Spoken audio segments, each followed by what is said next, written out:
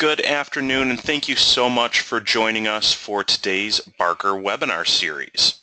My name is Brad Smith. I am the CEO and founder of Barker Marketing, and joining me today is Tony Wiechek, our Director of Marketing. Barker Marketing is a full-service marketing agency. We focus on the digital side of things, so we help companies drive more traffic to their website, help make sure that their website is current, mobile optimized, search engine friendly, and walk through how to use digital and social media marketing to really drive more business. Between Barker and our sister company, Haley Marketing Group, we work with nearly 300 companies across North America and many in the local Buffalo, Niagara market here on their social media and online marketing efforts. And the best thing about that is that we've learned a lot of lessons over the years. We're constantly doing trial and error and experiments to see what gets the most return for our clients' investment. And we're going to share some of those lessons with you today. So our agenda for today's webinar is going to be talking a little bit about the influence of social media marketing and how this dynamic has really shifted the way that people interact with companies and brands, both on a local and national level. We'll talk about choosing the right platform for your business. Just because social media is hot doesn't mean that all platforms are going to be beneficial for your business. We'll talk about how to choose the right platforms and the right audience to get your message across. We'll share 10 very specific and tactical ways you can build more of the right followers. So you'll leave today with 10 things that you can do to build your social following.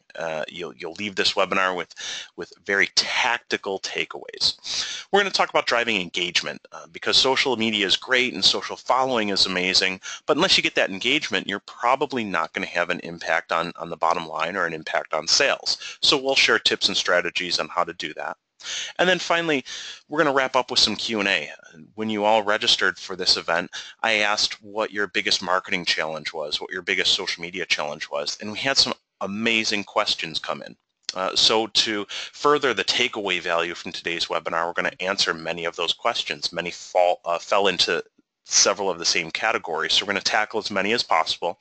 But if we don't answer your question then, please feel free to use our Q&A session at the end. You can find that in the right-hand column, and you can ask a question at any time during today's presentation, and we'll leave time at the end to answer all of those for you. So without further ado, Tony, if you don't mind, walk us through some of the ways that social media is kind of changing how consumers interact with brands and companies and do business. Sure. Thanks, Brad, and welcome to everybody on the webinar. Obviously, everyone has signed up for this webinar because you realize the importance of social media to your business's marketing plan, and that's because it's important to your customers. It's important to your target market. The question really is, though, how important is it? And that's still something that many businesses are wrestling with and trying to use as a gauge to determine how much time and effort and money they need to spend on a social media and a digital marketing plan. Well, this slide here gives you a good idea. One study recently said that 78% of social media users said that a company's social media post impacts their purchases, impacts their purchase decision, their purchase behavior. Now, this can be either a negative or a positive impact depending on their perception of what the business is sharing, the content that the business is putting out there, and how relevant it is to them. Now, one interesting point that came out of this study is that a lack of presence on social media is definitely viewed as a negative in the minds of people, while consistently posting and consistent activity in and of itself is viewed as a positive. So that's really a key takeaway from this slide, is that to be on social media and to be consistent right off the bat, you're making a positive impression. Further, because of the sharing or the viral nature of social media, the impressions that you've left on that initial group of people are quickly spread to their friends, friends of their friends, friends of those friends, and so on. So when the impression is positive, you are then likely to have left a positive impression on people down the line. And quickly that spreads, from 10 people who liked your Facebook page to 10,000 people who are connected in some way to those initial 10. So the power of social media is undeniable, and as we go through this presentation, you're going to learn more how to take advantage of that. Thanks so much, Tony. Yeah, and when we look at social media, what we always try to do is tie it back to the business value that it creates for you. So there's another interesting study done by a company called HubSpot, and what they looked at is the effectiveness of outbound sales activities like cold calling, canvassing, telemarketing, trade shows, traditional sales activities, and then they compared that against inbound leads. And what inbound leads are people coming into you. So they come into you because of content that you've produced, maybe some email marketing, maybe some social media marketing. And what they found was that for the first time, inbound sales activities outweighed or outproduced outbound leads by a wide margin. And further, and I thought this was even more compelling, when they looked at the cost of generating a lead via outbound activities versus inbound activities, they found that outbound in some cases was 3 times more expensive to get one lead than inbound activities were. So when you're thinking of sales effectiveness and sales profitability, I'm not saying to eliminate your sales force, that would be silly. But what I am saying is leverage online tools and online resources like social media marketing and inbound marketing to make your existing sales function that much more effective and profitable. Tony, and I love this stat, and I think you found this in Forbes. Why don't you talk about this for a moment? Well, exactly, and as Brad just said, you're never going to replace your whole sales staff with social media, but that social media plan can be used to produce more by those salespeople. And what we found, and I should say what Forbes found, is that 78% of salespeople that use social media as part of their sales efforts outsell their peers. Now, this can be especially true in smaller organizations where online communication guidelines are maybe not as rigid, and you see some people being more apt to use social media as part of their efforts. And Forbes showed through this study that those efforts are being rewarded and companies are benefiting from the salespeople that are using those efforts. Terrific. Thanks, Tony. And the question we get all the time is, I understand the value, I understand the importance of social media, but really, where do I start? What do I do? So what we're going to do is walk you through kind of our 2-step process for at least getting started. And the beginning of that is developing a profile of your customer. Okay, so before you can be effective in social media marketing, in marketing in general, we need to know who we're marketing to. We need to make sure that we're choosing the right platform. So what I suggest you do is look at the age and demographic of the customer that you're trying to reach. Look at their interests. Look at their geography. Are you a local business? Are you national? Are you international? Look at income and education level. All of these factors are going to go into choosing what social platforms and what marketing platforms are going to be most effective for you. So what we're going to do is dig through some of the top social media networks and give you an idea for who's active on those networks and what type of business they're usually best for. And we're going to start with the most popular, Facebook. I'm sure almost everybody on this call has a Facebook account. 77% of women across the country have a Facebook account, 66% of men. You look at the age demographics, younger demographics, nearly everyone has a Facebook account. Even those 65 and older, more than half are extremely active on Facebook. It's a great platform to reach a wide range of users. Slightly more skewed towards women, great platform to reach both young and old. And what was really interesting is if you look down in the left-hand corner, the income levels. Every income level is active on social, even very affluent income levels. So it's ideal for a lot of businesses. The best thing about Facebook is that a lot of times it's used for peer-to-peer, but we'll show further. Many people are extremely active on Facebook and on social media in the middle of their evening when their defenses are down, so that you can get your business, your name, your brand, your messaging, your product, your service in front of them when they're extremely captive. Tony, why don't you walk us through Twitter? Well, we see a couple differences in Twitter actually, and one of the things that we see in Twitter is a higher level of engagement with younger demographics, which I think most people would expect or most people would guess.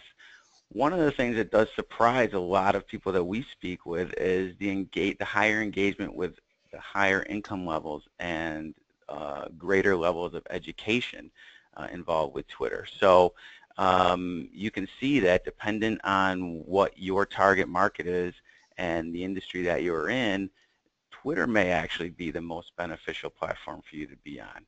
Now, the hardest part with Twitter for any business to manage is that it really does require more frequent interaction. So one post per day on Twitter is probably not sufficient for building a sizable following. Tweets easily get lost. Many people follow thousands of accounts, and you really need to have a consistent message that broadcasts what you want to share, a few times per day, maybe in the range of 5 to 10 times per day to make sure that you're getting in front of the people that you want to get in front of. Terrific, thanks. Yeah, and I will say that Twitter, if you're reaching a younger demographic and somebody that has a little bit more education, that's a little bit more affluent, it's a great way to get past the gatekeeper. Okay, so if you're in sales and you're used to calling and getting voicemail after voicemail after voicemail, if you can reach a decision maker through Twitter, you'll usually get a response pretty quickly. Again, the percentage of people that use Twitter isn't as high as some of the other networks, but the ones that do are usually extremely active. So next we're going to talk a little bit about LinkedIn. LinkedIn is the biggest professional social network and the biggest professional database of professional profiles. It's a very high concentration of college grads and professionals. Many middle-aged and senior level professionals are very engaged on LinkedIn, and they trust the information that's being shared on LinkedIn. And really what this is good for is B2B selling. So if you're in the B2B space, not saying that it's not great for B2C, but we find it particularly effective for B2B, and you're trying to reach a higher level decision maker with a slightly older demographic, this is a great platform for you. Internally here for Barker Marketing, we use this all the time to reach marketing professionals, to share content, to add value, to engage in discussions, engage in groups, and it drives a lot of traffic and a lot of leads back to our site. We see the same thing for our clients that are selling in that space. So very beneficial platform on B2B. Tony, talk a little bit about Instagram. Yeah, and as we move into Instagram, admittedly, it's not always the most perfect platform for every business out there, and a lot of businesses that we speak with have not yet really embraced Instagram as part of their marketing. But if your target market skews younger, especially if you're looking to sell to the millennial groups, Instagram is really worth a closer look, especially at the rate that it's growing. It is the fastest growing social platform out there, and it's something that you should look at different ways that you can take advantage of as far as your digital plan. And as Tony mentioned, younger demographic. And the best thing about Instagram is that there's amazing paid reach available on Instagram to drive traffic back to your site. We won't get into that too much today, but it's a great opportunity to reach that millennial bracket and get in front of them. And they're very, very captive when they're on Instagram. And the last major social network that we're going to cover today is Pinterest. And Pinterest is great if you're selling and have more engagement with women. Wide range of female age ranges here, less effective on the male side. And it's ideal for businesses that are more consumer focused. Again, not saying that it can't work for B2B, but it's very effective on the B2C side. I will tell you from personal experience that my holiday shopping this past year for my wife was done based on my wife's Pinterest pin boards. She went out and she pinned all types of different clothing, necklaces, earrings, everything that you could imagine that she liked. It made my shopping this year so much easier, but a lot of people use it as a way to mark things that they like and potentially would like to purchase or acquire at some point. So very beneficial on that B2C side, especially with women.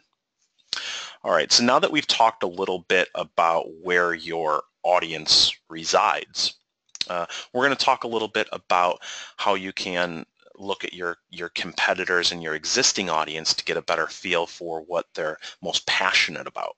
So we're going to look at what channels get the most engagement and following.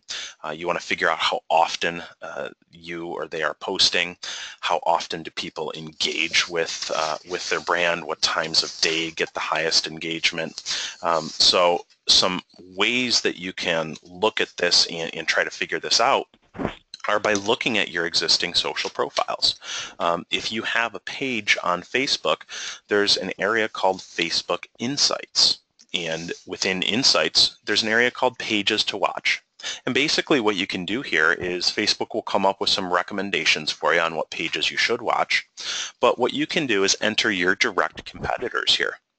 Okay, in this example, we're working with a local restaurant, and there's some other local restaurants in the area that we can watch. We can see what engagement is happening there. We can see what their fans and their following is engaging and interacting with. We can see how our posting and our schedule aligns with some of their competitors. There's some great data and insight that you can get from this to mix into your social media strategy. So use this as a way to benchmark what you're doing in your in the competitive landscape, and make sure that your efforts are more fruitful than your competitors. And again, that's under Facebook Pages, Facebook Insights. And Twitter is also a great resource. Twitter has an entire analytics platform. You can find it at analytics.twitter.com. And once you log into your Twitter account, it's going to give you an overview of what your audience is interested in. What we're looking at on the screen here is the Barker Marketing Twitter account. And not surprising, we find that a big portion of our audience is interested in marketing. So the content that we produce and the content that we write about is about marketing. It's about technology, business and finance, leadership, technology news. A lot of people are interested in SEO, search engine optimization. So you can use all of this data, all of these insights to make more educated decisions about what you're going to market, what you're going to write about, and what's going to appeal to your target market. So use the data that's out there and make better marketing decisions with it. All right, so at this point, hopefully now we know who the right follower is. We know what's going to get their attention. We know what they're passionate about. Now we need to use this information. We need to build our following. So now we're going to get into the nitty-gritty and talk a little bit about how to build that following. You have a great Facebook page, you have a great Twitter account, maybe you have a great LinkedIn account or Instagram account. How are we going to drive more people to it and build our network? Well, the first tip I'm going to share really ties into valuable, timely, and specific content. Okay, you need to become great at generating content. One of the biggest mistakes that I see in social media marketing, both locally here in the Buffalo area and across North America in general, is that companies will just share content and they'll share other people's content. Maybe they'll share an article that they found somewhere on USA Today, or maybe they'll share an article in Forbes magazine or Entrepreneur or a industrial publication. And that's all well and good. It can be good articles, it can be good content, but the mistake that you're making by doing that is driving people away from your business. You already have them as captive on your Facebook page. Your brand, your message is in front of them.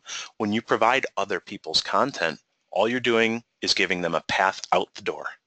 Okay, you're taking them away from your site. So instead, get in the habit of generating good content. Write articles, write blogs, share content on your own website. And then at the end of the presentation, we'll kind of show you a diagram that walks through this. But you want your social strategy to start with your own website.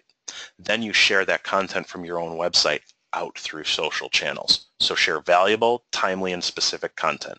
The more of this content that you share, the more likely people are to follow you and engage with your brand on social media. Tony, walk us through tip number 2.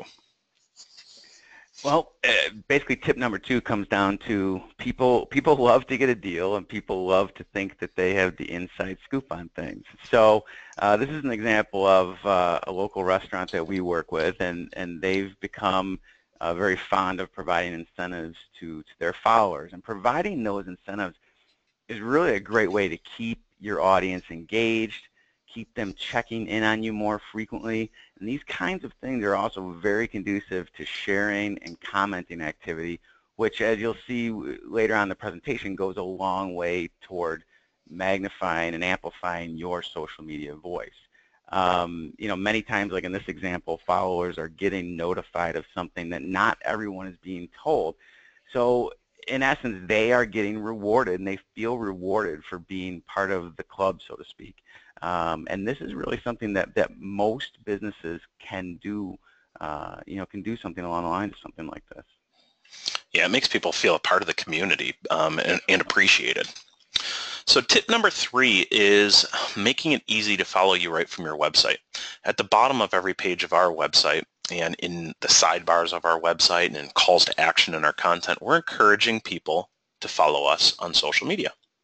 Okay, use all of that available real estate to drive follows, to drive traffic. We don't necessarily want to drive people away from our website, but we want to include them in our social following so that our branding message, our content gets in front of them on many different platforms. So take a look at your own website right now. Find out how hard it is to find your Facebook page, your Twitter account, or Google Plus, or LinkedIn. Make it simple, make it easy, and look for opportunities on your site to showcase this. Tony, number 4. Yep. And as I mentioned a couple slides ago, the more likes and shares and comments that your social media posts and content receives, the more people are going to see it. So it really expands very quickly. And we mentioned earlier that the nature of social media is a viral nature, and your goal should be to get that message in front of as many people as possible. So start with your family, start with your friends, start with your employees.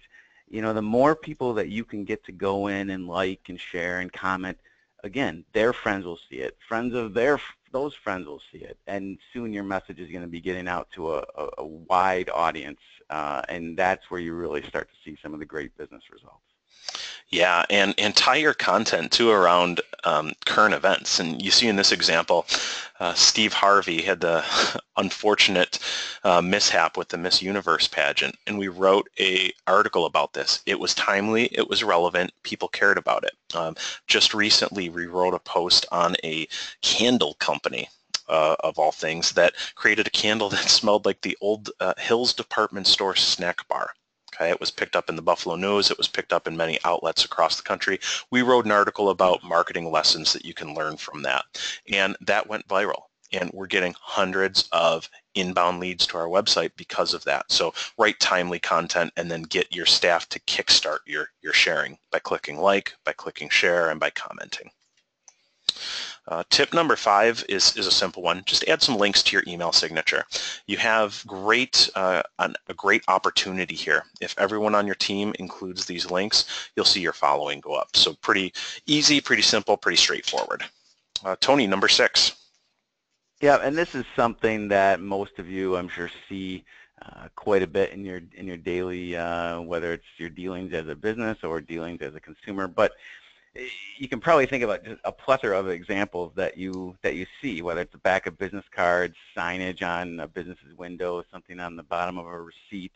But it's still a good reminder to include these non-digital pieces in your overall digital marketing plan. It doesn't hurt to remind people that you're on Facebook and you're on Twitter and you're on Instagram, and to build that audience through these means as well.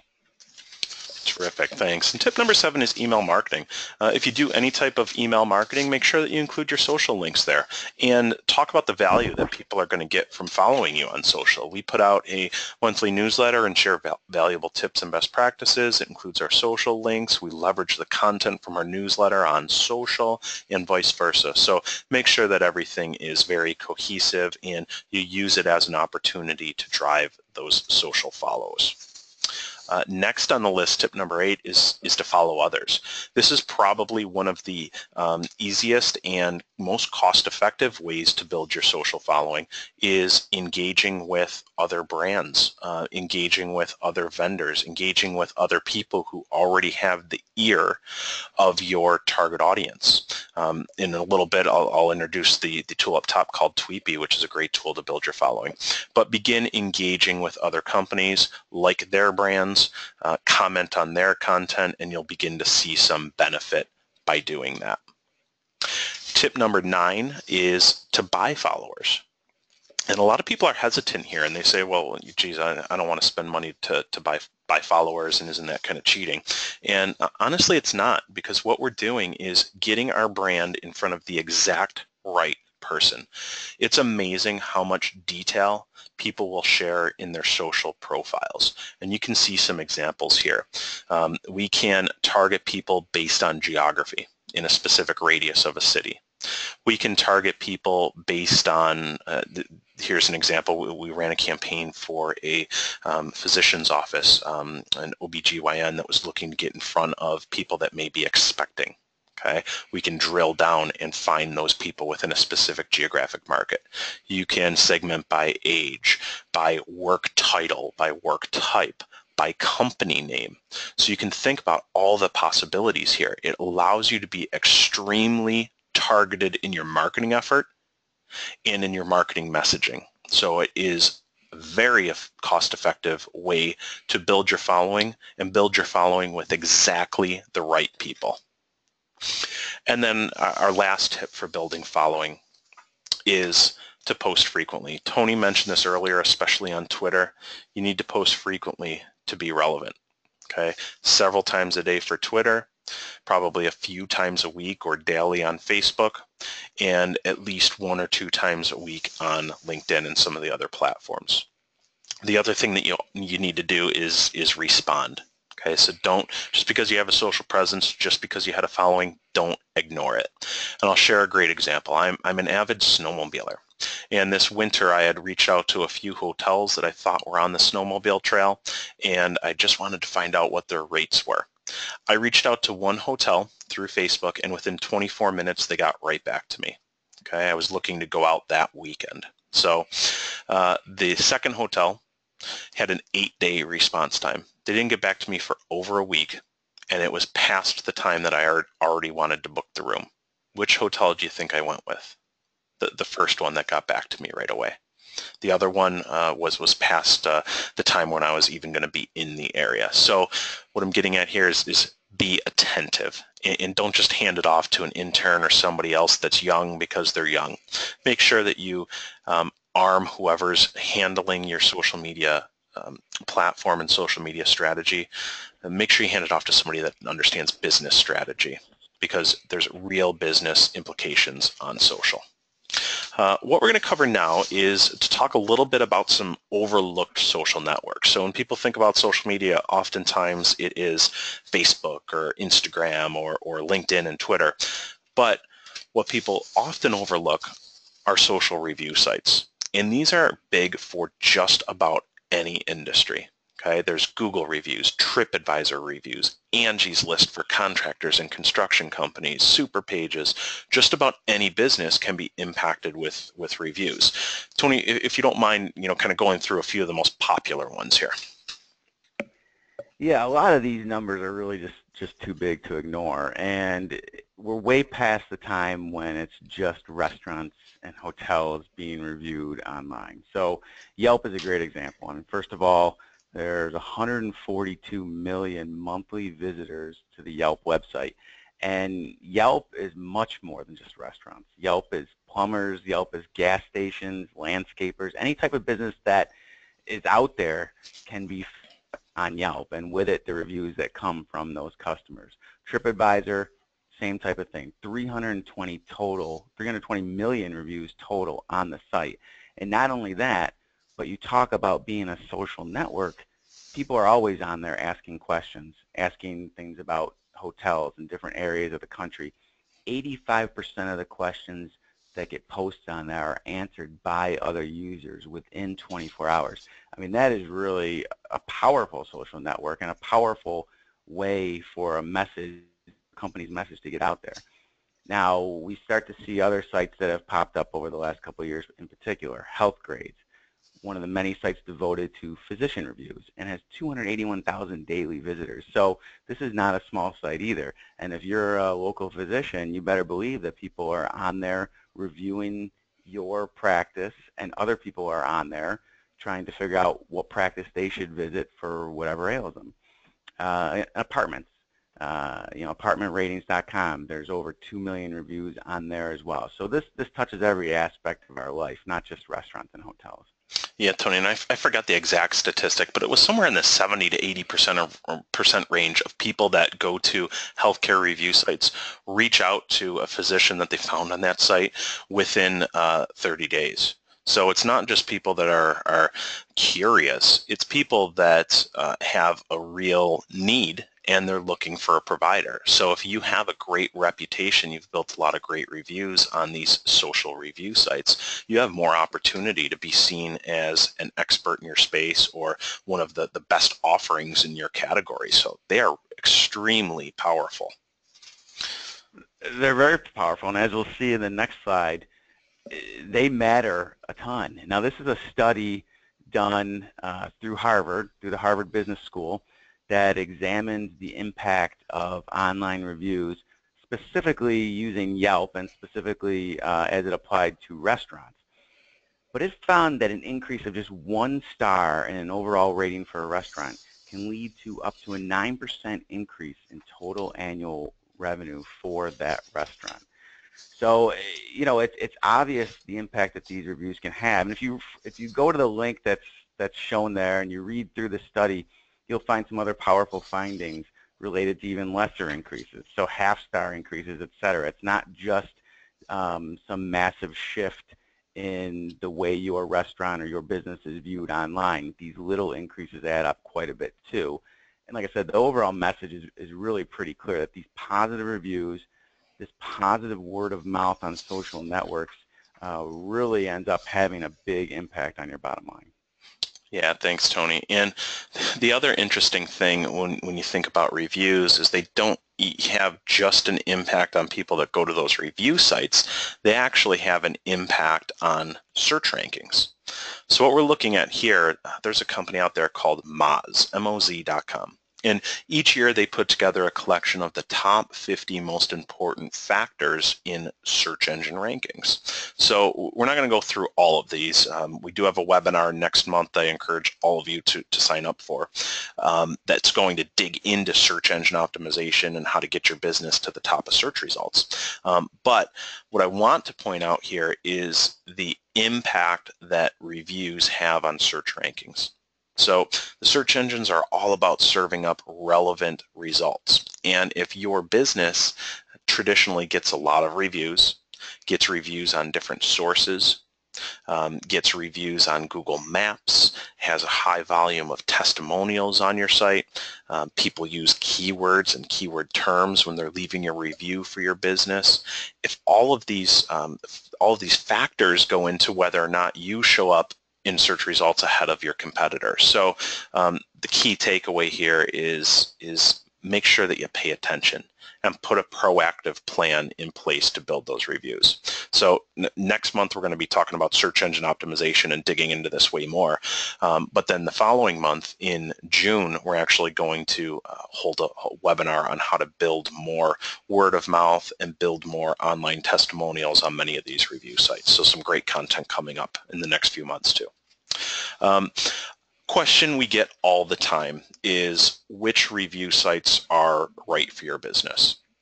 And what we've tried to do is break this down. And after the webinar, I'll make sure that everybody has access to these slides so you don't have to go through and copy these all down.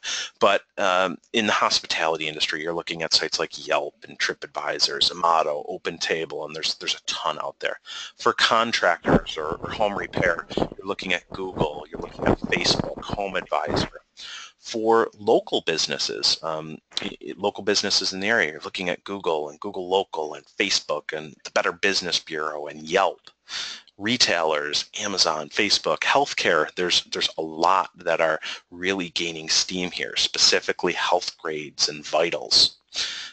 For larger employees, okay, so companies that have big hiring needs, there's a whole segment of employment branding sites like Glassdoor, like Indeed. Before people even decide to work for your company, they're going out and they're seeing what other people that have worked there before have said about you. So there's that whole segment. In automotive, there's Cars and CarWise and Edmunds. So as you can see, social and social reviews touch just about every industry out there. All right, so enough about social reviews. Let's get into some real world examples. And as I mentioned at the beginning of the presentation, one question that we like to ask is, what's your biggest marketing challenge? What are you facing in your business? And the reason I like to ask this is because many others on this call and many others that we talk to are facing the same issues and the same challenges.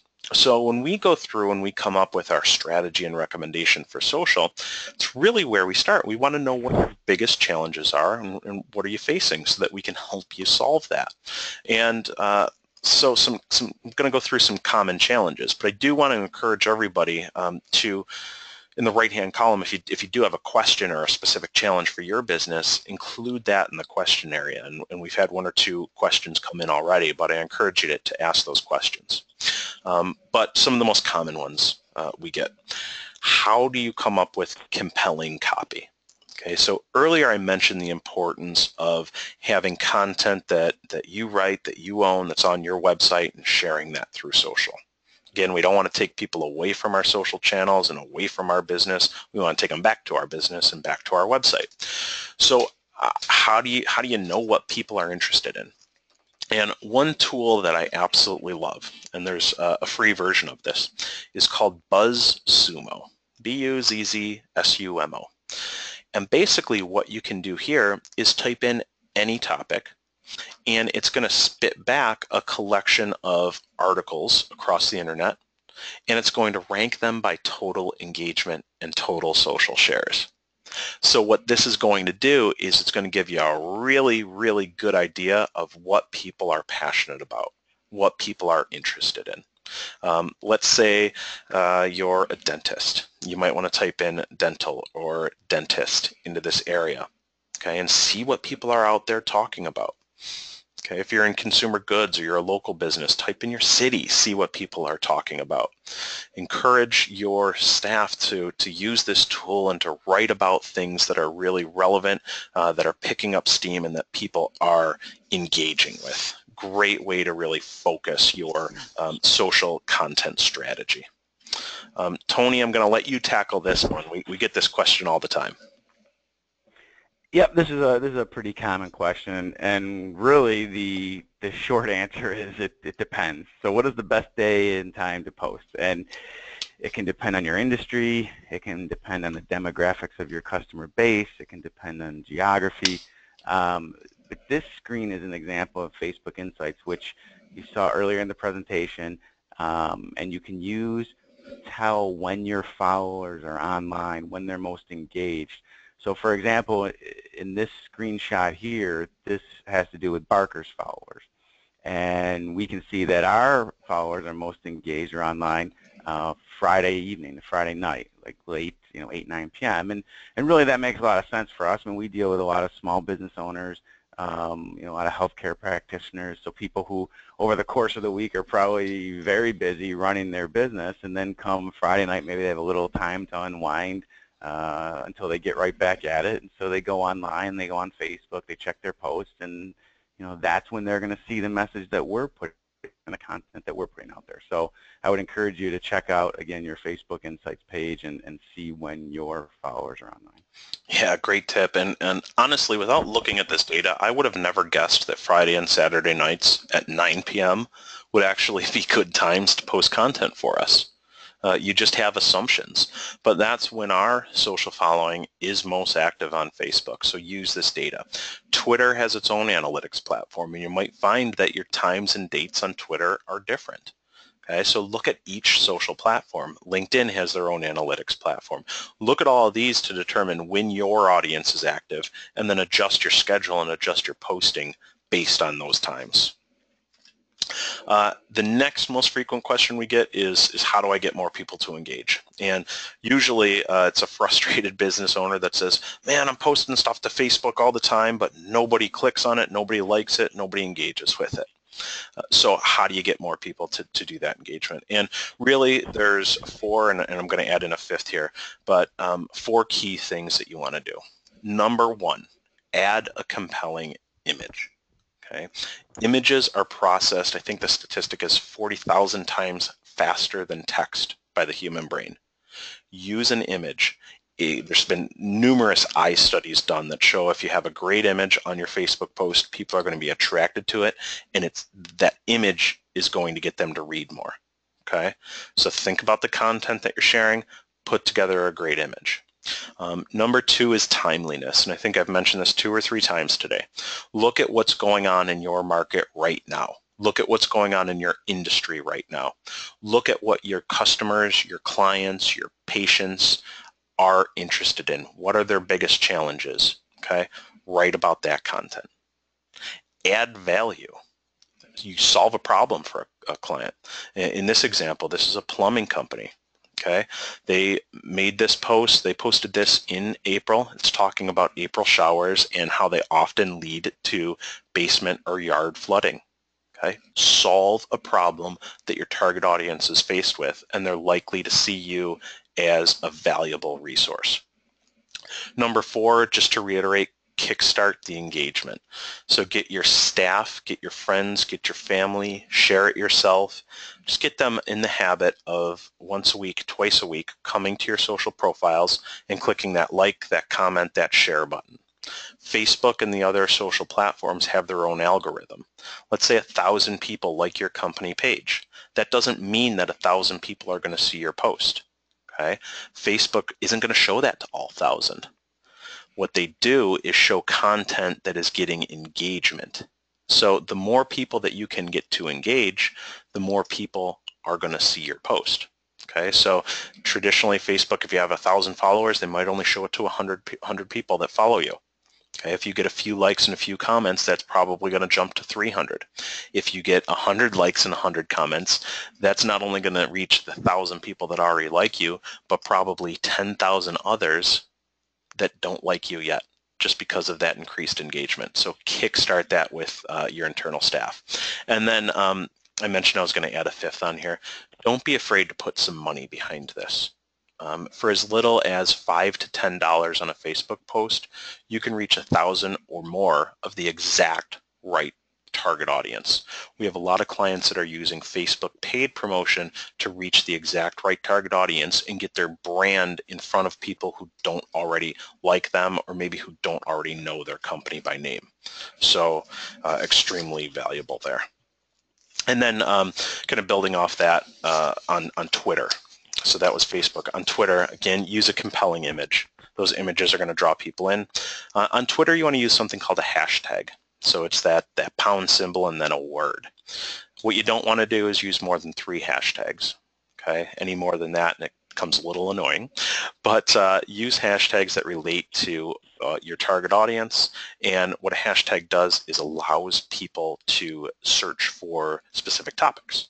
Okay, so if they're searching for a specific topic and can come across your company or your brand or your product or your service, they're more likely to engage with you. And just like Facebook, add value. Okay? It's not all about you, it's adding value to the end user. And Tony mentioned earlier, on Twitter, you have to be more active. You have to post several times a day. That doesn't always mean that you have to come up with new content. On Twitter, tweets don't last a long time. Okay, so you can recycle some content, recycle older content. All right. Next on the list, we get this a lot. How do I compete with the big players when I'm small? Tony, you want to tackle this one? Yep. And, social media, the nature of social media itself does help to level the playing field in a lot of ways. So first of all, it is a relatively low cost typically to market yourself via social media as versus more traditional or older school tactics.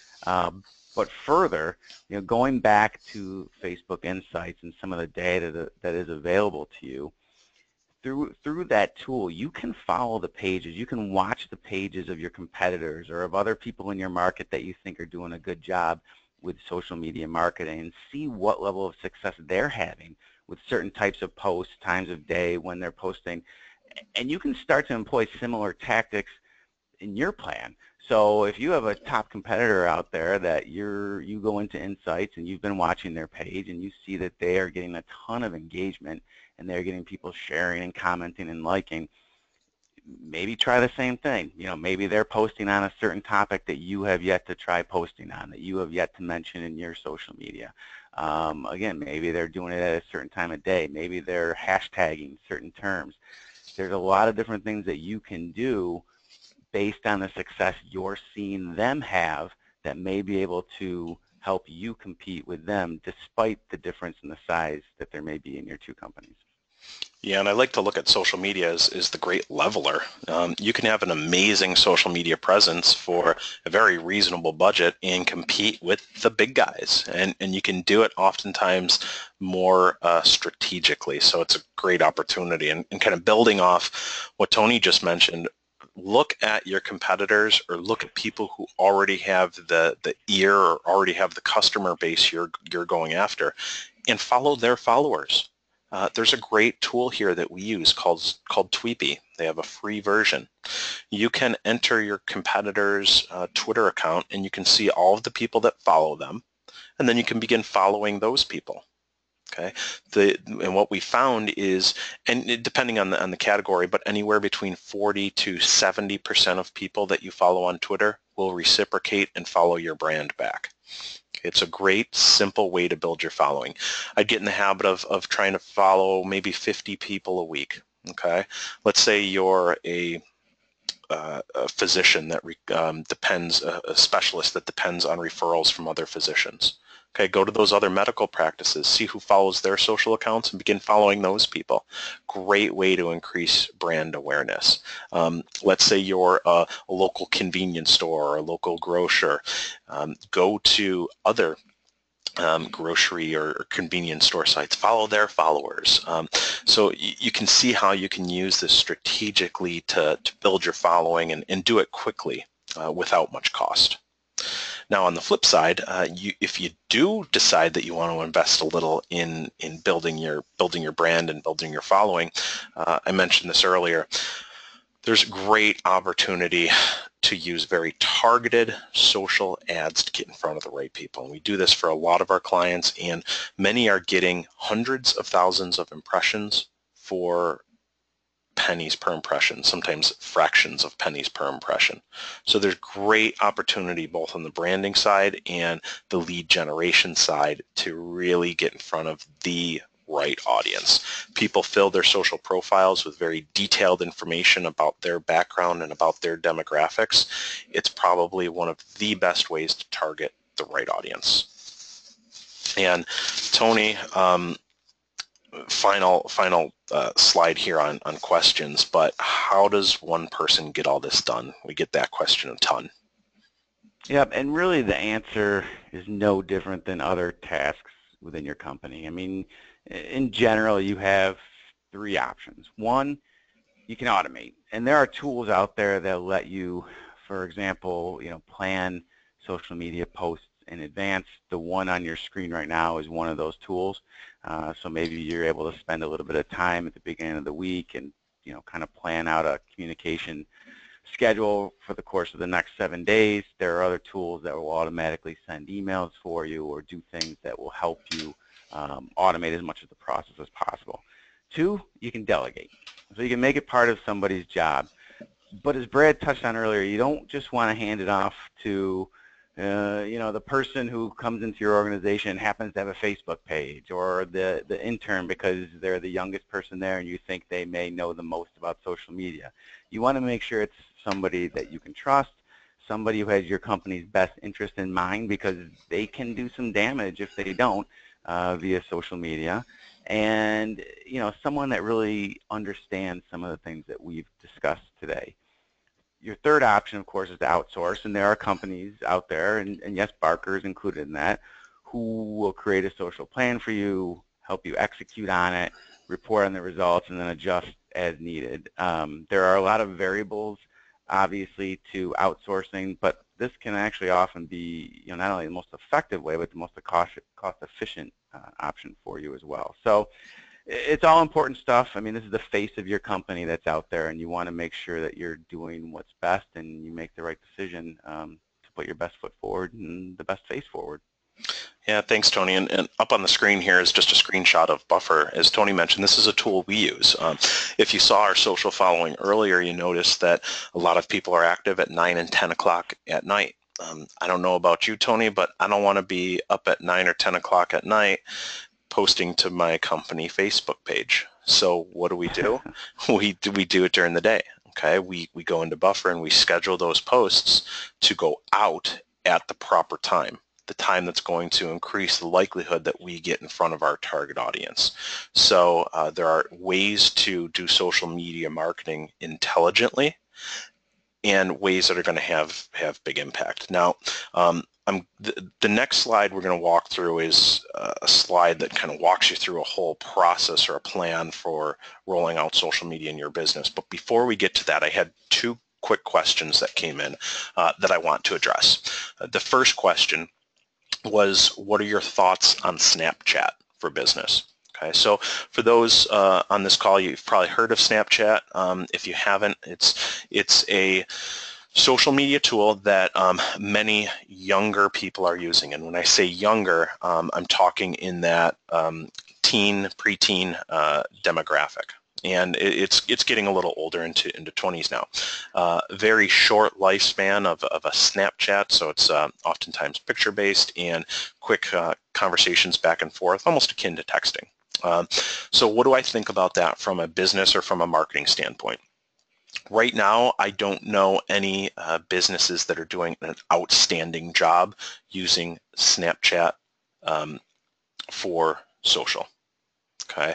I think, though, however, it is going to evolve. So I think you need to keep a keen eye on Snapchat and think about how you might use this for your business. Now, it's also not viable for every business out there. If you're reaching an older demographic or even just an above 35 demographic, it's probably not the best platform for you. Focus on the platforms that are going to drive more value. But if you're looking at that 15 to 25 age demographic and that's your key target audience, you may want to pay close attention to what's happening. When we look at social media trends, oftentimes we'll look at the retail industry and specifically young, hip, modern brands. They're often the first to experiment with new ways to reach people through social, so keep an eye on some of those brands. Another question came in when we were talking about how to plan out topics and what's going to resonate with your audience. And that question was, where do we type in keywords to find the most popular copy and articles? And I'm just going to scroll back a few slides. That website or that tool is called buzzsumo.com. If you just go to buzzsumo.com, there's an area right at the top where you can enter a topic or a domain. Okay, pick something that is relevant to your business, enter it there, and you're going to see top content with the most shares. It can help you plan out your content and your marketing topics. Another question just came in, is there a website so I can review all this information? And there certainly is. What we're going to do is post a recording of this webinar along with all the slides at barker.com, so it's barqar.com/webinars, but we'll also follow up with an email for all of you that includes that link so that you don't have to remember it.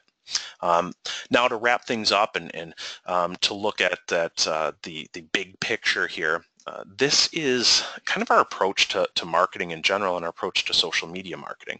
I mentioned earlier, at the core of your social media marketing strategy is your website. Okay? Your goal is to get people back to your website so that they can pick up the phone and call you, so that they can order something, they can buy a product, they can schedule an appointment, they can schedule a conversation. you want to get them to your site. You don't want them, you don't want to take them to other people's content or other people's sites where they might convert. You want to get them back to yours. So we look at your website as the core of your strategy. Now, to get people to your website, you're over on the left-hand side, you're using social media, like we just talked about. You're using email marketing. Maybe use some direct mail or some direct outreach. Maybe there's some traditional advertising. You use search engine optimization, okay? You use that to drive traffic back to your website.